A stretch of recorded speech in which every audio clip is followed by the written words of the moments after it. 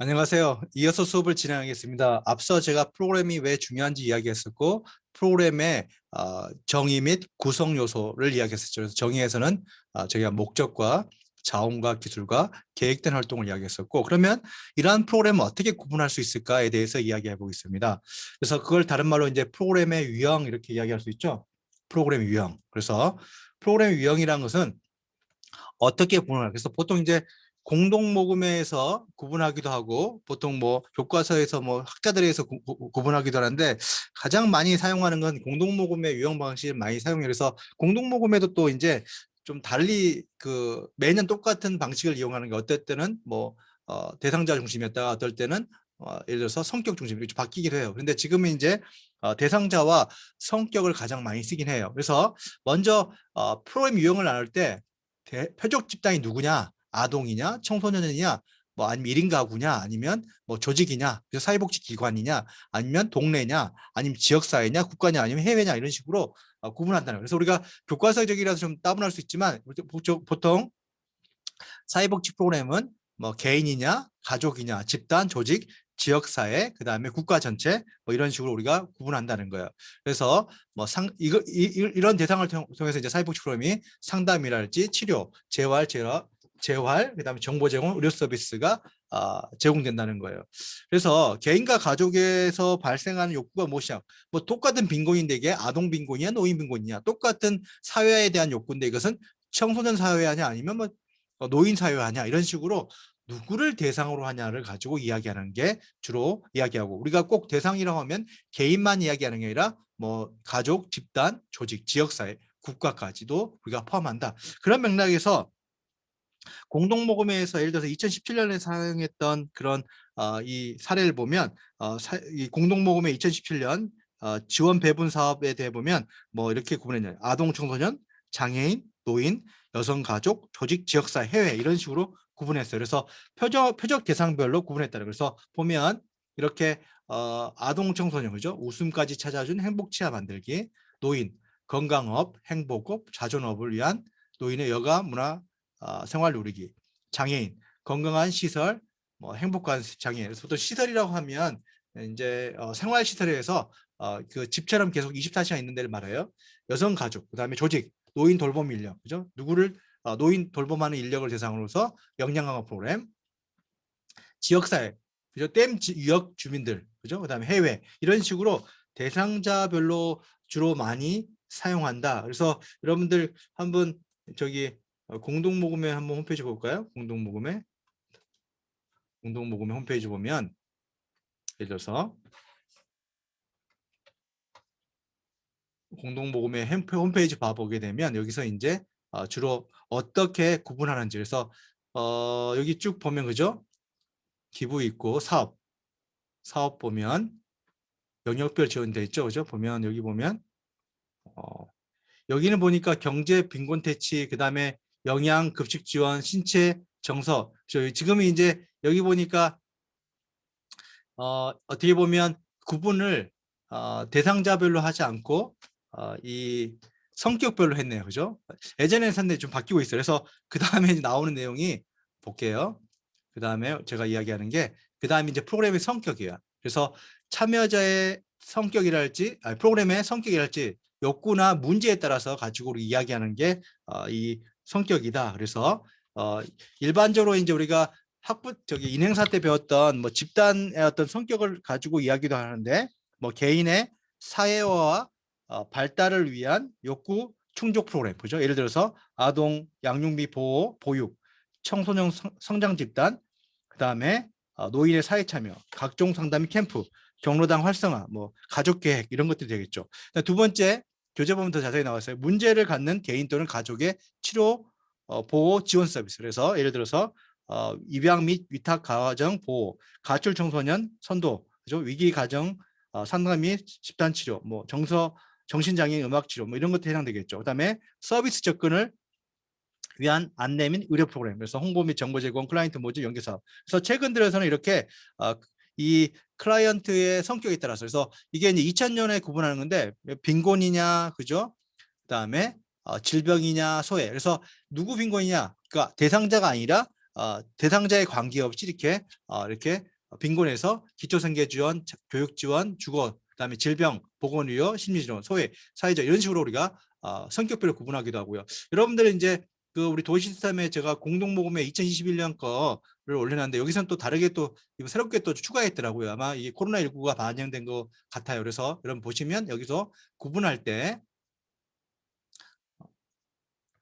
보면 여기 보면 기초생계냐, 그죠? 사업 구분할 때, 그죠? 기초생계냐, 그 다음에 교육 자립이냐, 주거 환경 개선이냐, 보건의료 지원이냐, 심리정서 지원이냐, 그러니까 아동일 수도 있고 정성일 수도 있겠죠. 사회적 돌봄 강화냐, 그 다음에 소통과 참여, 소통, 일산세대, 그죠? 이렇게 뭐 이렇게처럼 이런 거, 그 다음에 문화, 그다음에 뭐 정보 격차 이런 것들을 가지고 이렇게 구분한다. 그래서 여러분들이 프로그램을 구분할 때 내가 어떤 프로그램이냐 할 때는 이제 과거에는 쉽게 이제 아동 청소년 이렇게 대상자별로 구분을 많이 했다면 지금은 재원을 공급해 주는 그 기관 공동모금회나 그다음에 정부나 뭐 삼성은 더 이상 안 하니까 예를 들어서 이런 뭐 기아 대책이랄지 아니면 뭐 사랑의 열매, 사랑의 열매 사회복지 공동모금회죠.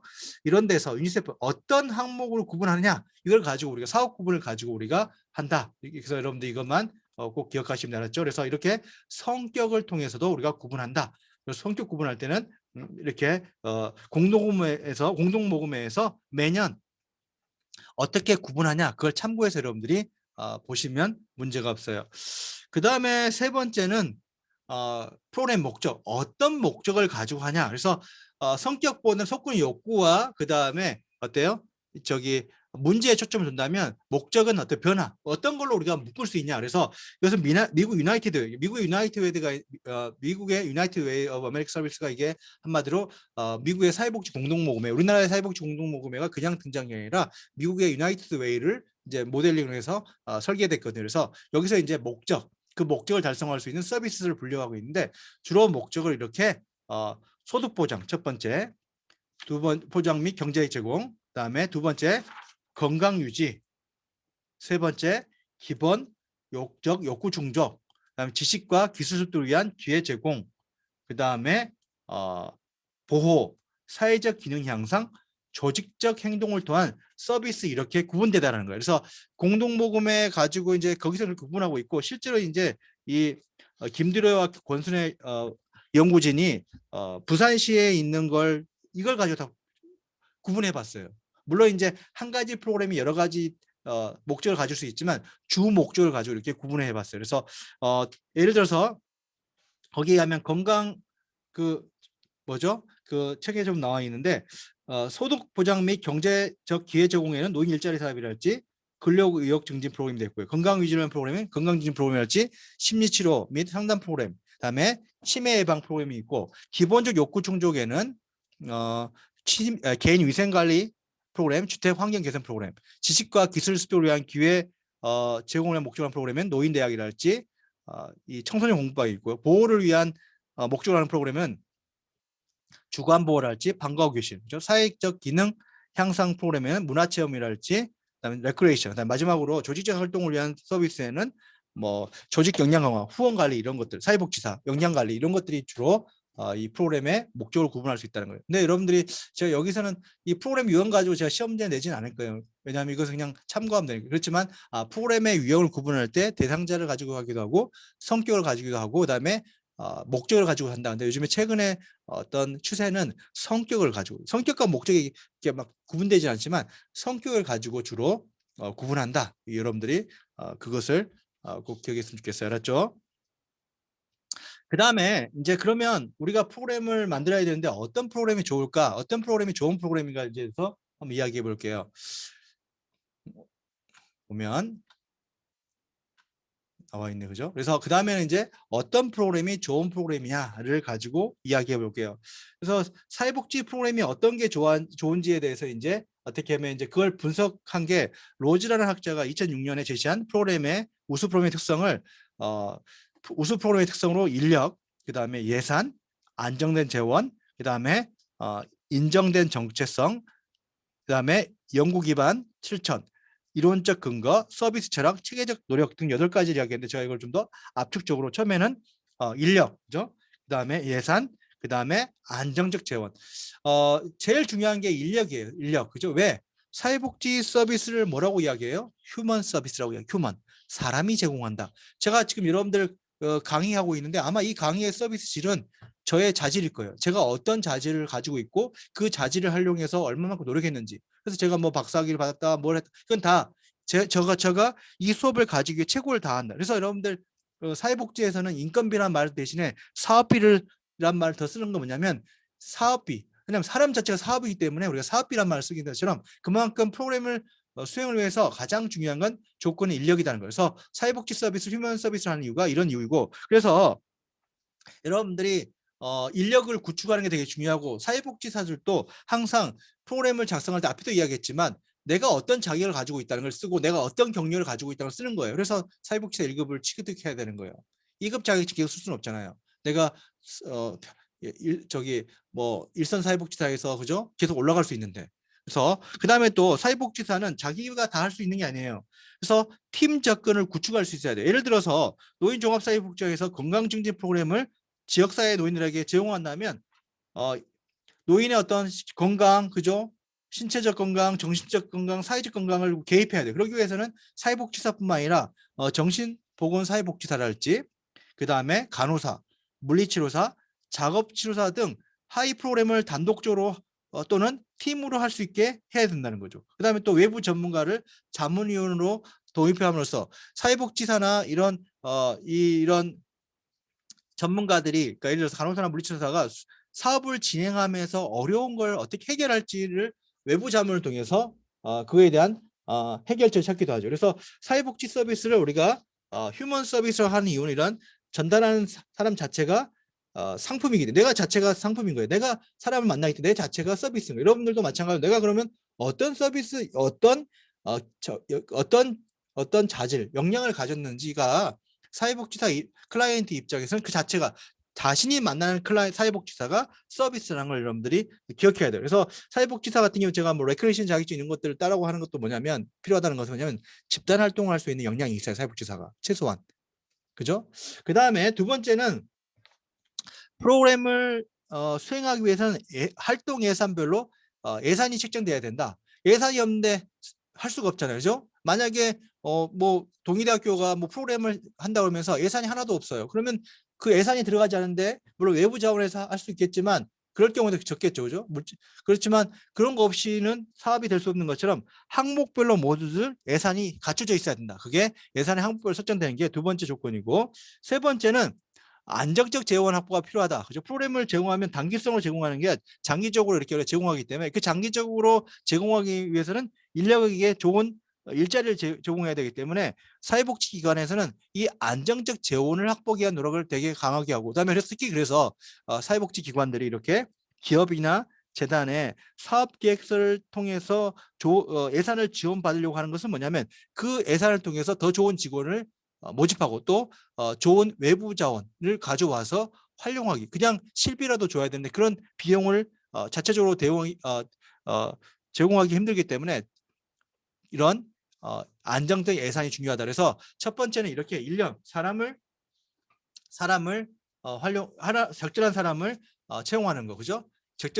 있는 거. 그다음에 두 번째는 예산. 그다음에 세 번째는 이런 안정적 재원을 통해서 지속적으로 서비스를 제공할 수 있는 게 중요하다. 그다음에 두 번째는 정체성과 서비스 철학. 이게 같은 이야기일 수 있는데, 정체성이라는 것은 이 고유한 자기적, 우리가 대중에게 뭘 어필하는지, 그죠? 대중에게 우리가 무엇을 하는 데인지를 인정받아야 하는 거죠. 우리가 정체성은 어떤 개인과 특성을 말하는 것처럼 프로그램은 어떤 사명이나 목적을 가지고, 아니면 누구를 대상으로 할 건지, 아니면 어떤 절차, 우리가 하는 절차에서 가장 중요한 게 뭔지, 슬로건 같은 거예요. 그래서 예를 들어서 뭐 서명이나 뭐 편지지에 나타난 거죠. 그래서 사회 속으로 우리 장애인들을 더 이상 고립시키지 않고 사회 속으로 하겠다. 그다음에 예를 들어서 노인차별로 우리가 노인들이 노인이라는 이유로 사회에서 차별받지 않도록 하는 역할을 하겠다. 장애인 차별 금지하겠다. 청년의 뭐 역량을 강화시키겠다. 이런 식으로 정체성이라 함은 우리를 대표하는 용어, 뭘로 우리를 규정 지을 거냐, 그죠? 이런 걸 이야기하고요. 그다음에 같은 맥락에서 뭐 서비스 철학이라는 것은 우리가 프로그램을 제공하게 되는데 가장 밑에 있는 우리의 어떤 공통된 의식은 뭐냐? 그래서 주로 이제 인권이 많이 나오는데 이런 클라이언트랄지 가족 지역사회에 이제 우리가 던져야 되죠. 서비스 철학은 부정한 상태에서는 우리가 어떤 목표, 어떤 방향성, 어떤 거 우리가 어떤 의사결정을 할 때 어떤 걸 근거로 하는지에 대해서 말할 수 없다는 거예요. 그래서 사회복지에서는 주로 이제 뭐 인권, 가치, 자유, 그죠? 평등, 정의, 사회통합, 평화, 사회적 공존 이런 것들을 주로 이야기하고요. 최근 들어서는 이제 뭐 예를 들어서 13세대 세대교류를 위해서 세대공존. 우리 프로그램이라는 것은 철학이라는 것은 우리가 이제 우리 학교도 지금 동아리 교류 사업이에요. 그래서 노인복지관 동아리와 학교 동아리, 우리 학생 동아리를 서로 만날 수 있게 해서 그 동아리라는 그 취미를 매개로 해서 13세대가 교류할 수 있는 것처럼 계속적으로 이런 세대 교류를 할지 아니면 AIP란 말 이제 여러분들 노인복지원 지원에 들어봤는지 잘 모르겠지만 AIP란 말이 있어요. 뭐가 AIP란 말이 있는데 예를 들어서 뭐 요즘에 제일 많이 나오는 핫한 말이니까 에이징 인 플레이스라고 있는데 이걸 이제 뭐 AIP라고 하기도 하는데 노인들이 가능하면 오랫동안 자기 지역사회에 살 수 있도록 지원하는 거예요. 그러니까 이 어르신들이 나이가 들음에도 뭐 요양병원을 가지 않고 내가 살던 집에서 최대한 오랫동안 살 수 있도록 주거 개선이라 할지 아니면 주거에서 집에서 서비스를 받을 수 있도록 아니면 지역사회에서 서비스를 받을 수 함으로써 그죠? 이런 걸 가능하게 하는 이런 게 우리가 이 AIP다. 그래서 여러분들이 이제 아마 이런 용어들은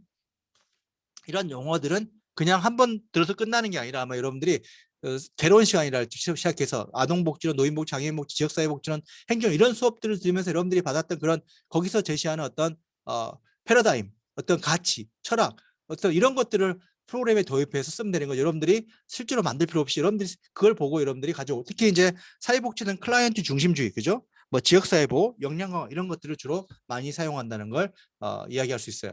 그 다음에 세 번째는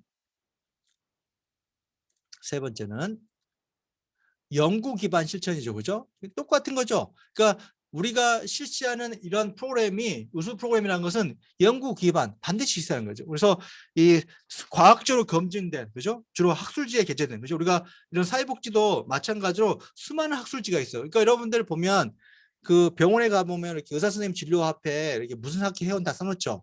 뭐 소아학회 회원 이런 거 왜 써놓겠어요? 내가 여기에 소속되어 있고 여기서 발간하는 학술 자료를 보면서 학회 활동을 하면서 가장 최근 자료를 보고 있어요. 이런 말을 환자한테 하고 싶어요.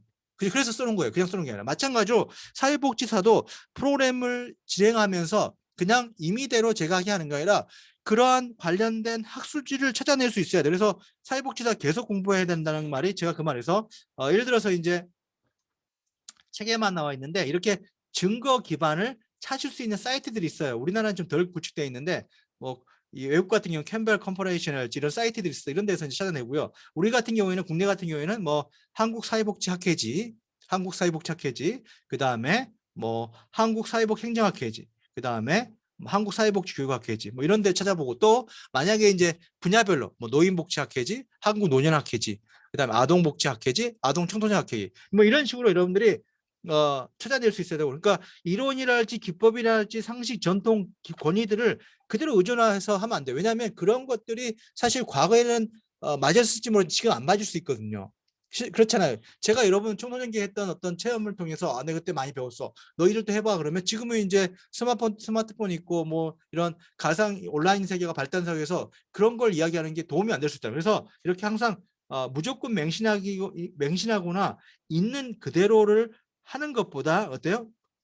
그죠? 뭐가 문제적인지 끊임없이 사회복지사가 끊임없이 각성해야 돼요. 이게 맞는 방법일까? 다시 의심해보고 또 그 맞는 방법일 거라고 확신해 줄 수 있는 그 근거를 계속 찾아나가고 그런 과정에서 이제 뭐 구글이라 할지 이런 것들을 주로 많이 활용해야 돼요. 그래서 사회복지 실천 현장에서 근거 중심 실천이 되기 위해서는 이렇게 이런 조사 자료에 대해서 찾아낼 수 있고 또 그 조사 자료가 믿을 수 있는지 사회복지 조사 방법 시간에 배웠던 과학적인 방법으로 획득된 지식이냐 아니냐 이런 것들을 찾아낼 수 있는 게 중요하다. 그래서 여러분들이 이런 것들을 할 수 있어야 돼 알았죠? 그 다음에 이론적 기반 네 번째는 이론적 기반이 있어야 된다. 그래서 개념적인 거, 논리적으로 맞아야 된다. 저도 이 수업하지만 제가 이 수업은 Problem Based Learning이죠.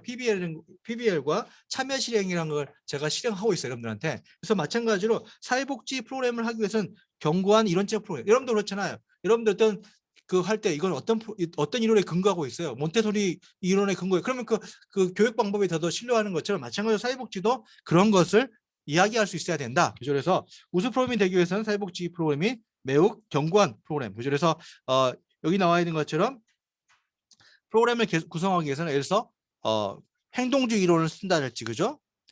아니면 인지 이론, 인본주의. 특히 이제 사회복지는 인본주의 이론을 가장 많이 쓰는 거 뭐냐면 가능하면 클라이언트가 자기의 결정, 의사결정, 그죠? 역량 강화를 통해서 스스로가 변할 수 있고 또 환경을 변화하게 하도록 하는 게 역할을 한다. 그래서 여러분들도 또 프로그램을 보게 되면 이 프로그램의 멘토 멘티, 이것은 체계 이론이구나. 이런 식으로 여러분들이 프로그램 내용 활동들을 보면 그 프로그램이 어떤 이론적 맥락에서 근거를 가지고 이게 개발되는지, 이게 수행하는지, 그 다음에 하나의 프로그램이 하나의 이론만 적용하는 게 아니라 앞에 이야기했던 그런 인본주의부터 시작해서, 그죠? 인지, 그 다음에 행동주의, 정신역동, 그죠? 정신역동 이론도 거기 안에 정신분석 이론이 있고, 개인심리 이론이 있고, 자아심리 이론이 있고, 그 다음에 또 뭐가 있죠? 분석, 개인심, 이런 이론들이 다 부분적으로 들어가기 때문에 여러분들이 그런 거에 대해서 여러분들이 좀 구분해야 되고, 그래서 항상 여러분 제가 이야기하지만 이런 이론들을 절충적으로 한 가지만 맹신하는 게 아니라 여러 가지 절충적으로 해서 프로그램을 만들어냈고, 어떤 프로그램 이론을 토대로 한 활동들을 절충했을 때 클라이언트에게 가장 효과적인지 이런 거에 대해서도 여러분들이 고민해야 되고, 항상 그런 절충적 사고를 해도, 그 다음에 제가 이야기했죠. 모르면 찾아봐야 돼요. 여러분들이 제가 이런 이론을 이야기해서 몰랐을 때 그 이론이 뭘 의미하는지 교과서를 들여다보고 아니면 인터넷상에 찾아서 그 이론이 말하고 있는 가장 핵심적인 것을 잡아내야 돼요. 그죠? 그 다음에 마지막으로 우리 사회복지는 이제 우수 프로그램은 체계적 평가 노력을 하고 있더라. 그래서 지속적으로 이런 근거가 축적될 수 있도록 어때요? 역할을 한다. 그래서 우리가 이제 뭐 공대에서는 스케일업이란 말을 써요. 스케일업.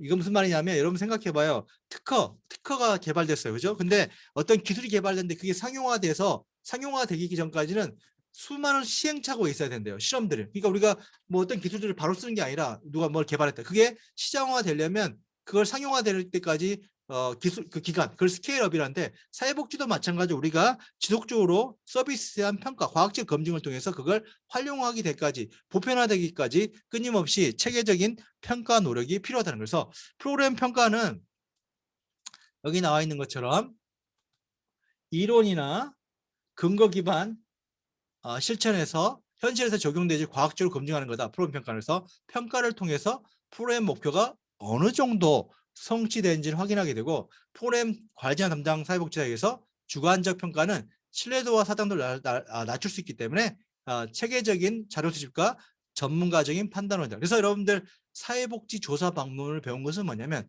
사회복지 조사문 내적 타당도, 그죠? 내적 타당도 제가 이야기하니까 또 타당도 뭐지 이렇게 나오겠죠. 내적 타당도는 건 정말 우리 프로그램 때문에 클라이언트에게 변화가 왔는지를 말할 수 있는 연구 설계. 그죠? 그래서 여러분들이 이렇게 프로그램의 평가를 하기 위해서는 이렇게 어때요? 과학적인 방법으로 지식을 획득할 수 있는 그런 조사 방법론에서 이해를 하고 있어야 돼요. 그래서 과학적이고 체계적인 자료 수집과 전문가적인 판단. 그래서 자료 수집, 체계적인 전문적 판단. 그건 뭐예요? 결국은 진단 도구를 활용한 어떤 평가, 이런 것들이 필요하고 있죠. 그래서 이런 과학적이고 체계적인 평가 결과를 프로그램을 차후에 시행하고, 그렇죠? 사회복지사의 유용한 경험으로 이러면서 GTD 축적해 나오고, 결국은 클라이언트에게 더 과학적으로 근거가 탄탄한 효과적인 서비스를 제공함으로써 클라이언트 사회복지사로서의 어떤 윤리 강령을 할 수 있는, 그죠? 가 된다는 거예요. 그래서 이번 시간에는 뭐 프로그램의 유형, 그죠? 어떻게 우리가 프로그램을 구분하냐? 근데 가장 쉬운 것은 대상자별이었고, 그 다음에 두 번째 주로 요즘에 사용하는 것은 성격이다. 근데 이런 프로그램 유형을 구분하는 거에서 뭐 이걸 유형을 이렇게 나누 저렇게 나눈 것보다 중요한 건 뭐예요? 이걸 가지고 여러분들이 아이디어를 잡아내는 거. 그래서 이런 성격이나 대상을 가지고 여러분들이 어떤 프로그램을 할까, 어떤 거 해볼까 이런 거 할 때 여러분들이 아이디어를 줄 수 있다는 걸 꼭 기억하고, 그다음에 이런 유형도 구분하는 것도 프로그램을 지원해주는 기관의 입장에서 좀 달라질 수 있기 때문에 여러분들 그 기관들이 어떻게 프로그램을 구분하는지, 아까 제가 그 공동 모금에 이 구분하는 거 보여줬죠? 이렇게, 그죠? 잠깐만 새로 공유해 볼까요? 여기 보면 이렇게, 그죠? 이 공유하는 것처럼 여러분들이 이런 것들을 이렇게 구분할 수 있죠. 그죠? 그래서 이런 식으로, 그죠? 구분할 수 있는, 그래서 여기에 맞춰서 여러분들이 체크를 해야 돼요. 어떤 프로그램인지, 그죠? 그것처럼 이러한 구분을 여러분들이 좀 기관의 재원을 공급해주는 어떤 정부랄지 비영리 조직에 따라서는 다를 수 있기 때문에 그것도 여러분들이 참고해서 해야 된다는 거, 그죠? 그 다음에 우수 프로그램이 되기 위한 조건을 제가 이야기했고, 그래서 그 면에서 여러분들이 꼭 기억했으면 첫 번째 인력 예산 안정 지원이었고, 두 번째 정체성과 서비스 철학, 그죠? 그 다음에 세 번째 연구 기반 실천, 네 번째 이론적 기반, 그 다음에 다섯 번째 체계적 프로그램 평가 노력, 그래서 이렇게 이야기했고요. 그래서 첫 시간에는 이제 이번 프로그램 시간에는 이제 프로그램의 개념부터 시작해서 프로그램 유형, 그다음에 어떤 프로그램이 좋은 프로그램을 만들 수 있는 조건이냐 이걸 이야기했어요. 그러면 본격적으로 다음 시간부터는 그럼 프로그램 개발은 개념이 뭐야? 프로그램 개발이란 도대체 뭐야? 개발의 개념, 그죠? 그 다음에 프로그램 개발할 때 그럼 어떻게 뭘 할까 의사결정할 때 어떤 게 있냐? 그다음에 프로그램의 개발은 어떤 구성 요소를 가지고 있냐? 이런 걸 가지고 이야기해 볼까 합니다. 수고했습니다.